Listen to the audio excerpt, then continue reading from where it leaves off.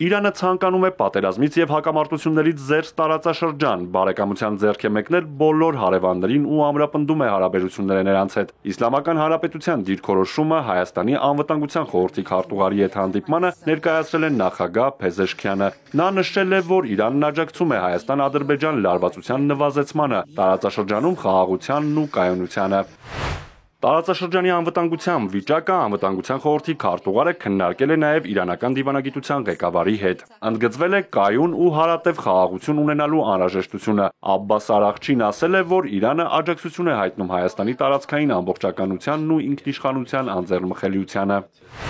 Գլոբալ հարավի, այդ թվում մեր տարածաշրջանի հիմնախնդիրները քննարկվել են Թեհրանի երկխոսություն ֆորումի ընթացքում, որին մասնակցել են ներկայացուցչական պատվիրակություններ բազմաթիվ երկրներից։ Հայաստանին վերաբերող պանելային քննարկմանը հարց է ուղղվել այսպես կոչված Զանգեզուրի միջանցքի մասին։ Թուրք-ադրբեջանական այս նարատիվը շարունակում է ակտիվորեն քննարկվել Անկարայում եւ Բաքվում։ Օրերս Թուրքիայի տրանսպորտի եւ ենթակառուցվածքների նախարար Աբդուլքադիր Ուրալօղլուն ասել էր, որ Զանգեզուրի միջանցք ծրագիրը նախատեսվում է իրականացնել առաջիկա 3-ից 4 տարվա ընթացքում, եւ որ այդ նախագիծը Թուրքիան կապելու է թյուրքական աշխարհի հետ։ Զանգեզուրի միջանցքը կարմիր գիծ է Իրանի համար։ Թեհրանը բազմիցս է հայտարարել, որ դեմ է սահմանների փոփոխությանը։ Ֆորումի ժամանակ այս հարցում Հայաստանի դիրքորոշումը ներկայացրել է Արմեն Գրիգորյանը։ There is no any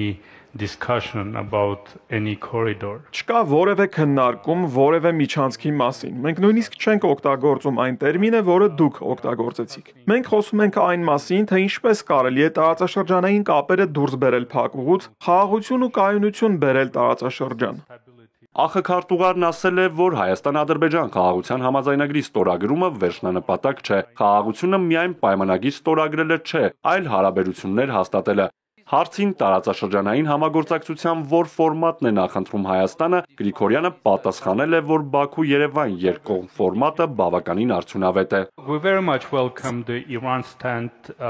to sign the peace agreement and we appreciate very much. Մենք բարձր ենք գնահատում խաղաղության պայմանագիրը ստորագրելու հարցում Իրանի դիրքորոշումը։ Նախկինում խաղաղության պայմանագրի ստորագրման գործընթացում ներգրավված էին ավելի շատ խաղացողներ, բայց վերջերս Ադրբեջանի հետ ինտենսիվ քննարկումների մեջ ենք, եւ ես նույնիսկ կարող եմ ասել, որ տեքստի համաձայնեցման վերջին փուլը երկկողմանի է ընթացել։ Այնպես որ մենք կշարունակենք աշխատել Ադրբեջանի հետ երկկողմ բանակցությունների ձևաչափով, տեսնելու թե ինչպես կարող ենք շարժվել առաջ եւ ստորագրել խաղաղության համաձայնագիրը։ Մենք տեսնում ենք, որ երկկողմ ֆորմատը բավականին արդյունավետ է։ Մենք ողջունում ենք միջազգային հանրության աջակցությունը, լինի դա Իրանի թե մյուս դերակատարների կողմից, որոնք ողջունում են խաղաղության համաձայնագրի ստորագրումը։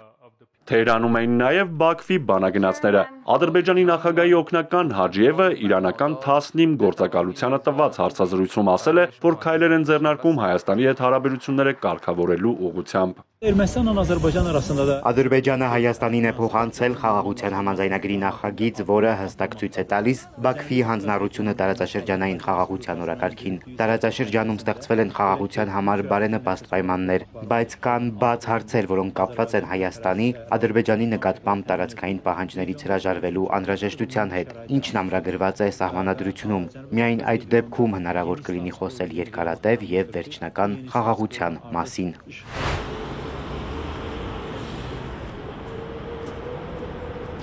Այս ֆոնին Իրանի ցամաքային զորքերն ու Ադրբեջանի բանակի հատուկ նշանակության ուժերը զորավարժություններ են անցկացնում։ Արաքս 2025 համատեղ վարժանքն անցկացվում է մայիսի 18-ից 21-ը։ Իրանի ցամաքային զորքերի հրամանատարի օպերատիվ գծով տեղակալ Վալի Մադանին ասել է, որ զորախաղերն անցկացվում են Ղարաբաղի ազատագրված տարածքներում։